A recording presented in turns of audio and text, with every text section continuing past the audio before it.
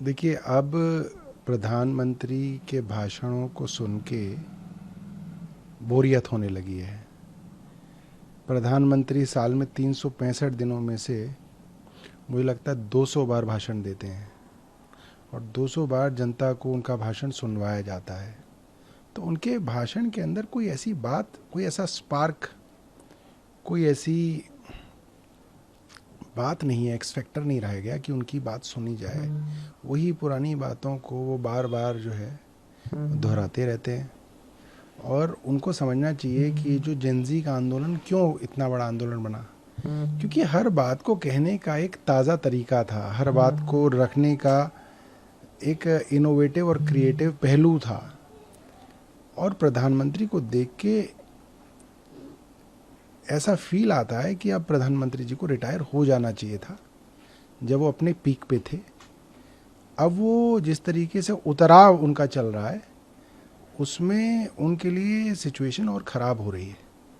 जी, एक अरविंद केजरीवाल ने भी ट्वीट किया जिसमें प्रधानमंत्री एक भाषण देते देते एक जगह रुक गए, उसे लेकर अरविंद केजरीवाल ने सवाल देखिए, मेरा मानना ये है कि प्रधानमंत्री जी के साथ षड्यंत्र किया गया। प्रधानमंत्री जी के टेलीप्रॉम्प्टर को कैसे बंद होने दिया गया? इतना बड़ा जो है आयोजन है, उसमें टेलीप्रॉम्प्टर तो कई कई बार चेक होने चाहिए। और मुझे लगता है कि उनको फिगर्स जो दी गई वो मुझे लग रहा है शायद बारीक लिखी हुई थी, वो पढ़ने में उनको दिक्कत आ रही थी। उन्होंने शायद 1.5 लाख को पहले 25 लाख पढ़ लिया। हालांकि ये बड़ी सामान्य बात है कि 2009-2010 में 25 लाख इलेक्ट्रिक व्हीकल कहाँ से आ जाएंगे।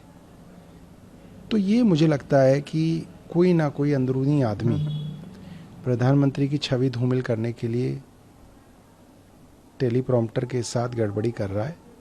और ये नहीं होना चाहिए, क्योंकि इससे हमारे देश की साख जुड़ी हुई है, हमारी इज्जत जुड़ी हुई है। वहाँ पे आज भी नेता प्रतिपक्ष राहुल गांधी और मल्लिकार्जुन खड़गे नहीं थे, उसे लेकर सत्ता पक्ष की तरफ से सवाल किया गया क्यों लगातार राष्ट्रीय पर्व के ऐसे अवसरों को बाइकआउट कर रहे हैं। देखिए, भारतीय जनता पार्टी को लगता है कि आपके यहाँ कोई आए मेहमान अपोजिशन का तो आपको उसको बेइज्जत करें, आप उसको जो है पीछे 10वीं कतार में बिठाएं और कैमरामैन के पास बार बार उसका वीडियो चलवाएं कि साहब देखिए कहाँ इनको पीछे बिठाया गया है। और फिर भी अपोजिशन लीडर जो है बेइज्जत होने के बाद भी बार बार आते रहें इनसे जूते खाने, तो ऐसा तो नहीं होगा। जो पुरानी मर्यादाएं थी, जो प्रोटोकॉल हुआ करते थे विपक्ष के नेताओं के, उनको भारतीय जनता पार्टी की सरकार ने तार तार कर दिया। जब आप विपक्ष को बेइज्जत करेंगे तो विपक्ष क्यों आएगा? आपके दोबारा बेइज्जत होने के लिए आएगा। मल्लिकार्जुन खड़गे ने प्रधानमंत्री के बयान पे कहा कि जो भी अभी तक देश में जो कुछ भी हुआ है उसमें 90% तो है जो कांग्रेस के टाइम में हुआ। नेहरू ने इसरो से लेकर सब कुछ बनाया, इनके पास न सोच है न पैसा है, कुछ नहीं। देखिए, जहाँ तक देश को आगे ले जाने की बात है, पिछले 12 सालों में भारतीय जनता पार्टी ने बहुत बार कहा और मुझे लगता है कि देश के आधे लोगों ने मान भी लिया कि विदेशों में डंका बज रहा है। भारत के पासपोर्ट की वैल्यू उठ गई, रुपया मजबूत हो रहा है, इकोनॉमी अच्छी हो गई, हर आदमी भारतीय जो है सरकार के साथ कुछ करना चाहता है। मगर अब पता चल रहा है कि वो सब कुछ झूठ था, पूर्णतः झूठ था। और ऐसा लगता है कि नरेंद्र मोदी जी इस देश को करीब करीब 25 साल पीछे ले गए, हमारी साख के ऊपर बट्टा लगा दिया। कोई हमारा दोस्त नहीं बचा, ना हमारा चीन दोस्त है, ना हमारा रूस दोस्त है, ना हमारा अमेरिका दोस्त है, ना हमारा नेपाल दोस्त है, ना हमारा बांग्लादेश दोस्त है, ना हमारा भूटान दोस्त है। दोस्त ही नहीं बचे हमारे, श्रीलंका तक दोस्त नहीं है हमारा। पाकिस्तान के साथ हमारी लड़ाई हुई, कोई एक देश जो है बड़ा देश हमारे साथ खड़े होने के लिए तैयार नहीं हुआ। तो अब जो भी नई सरकार बनेगी इस देश में, उसको बहुत मेहनत करनी पड़ेगी।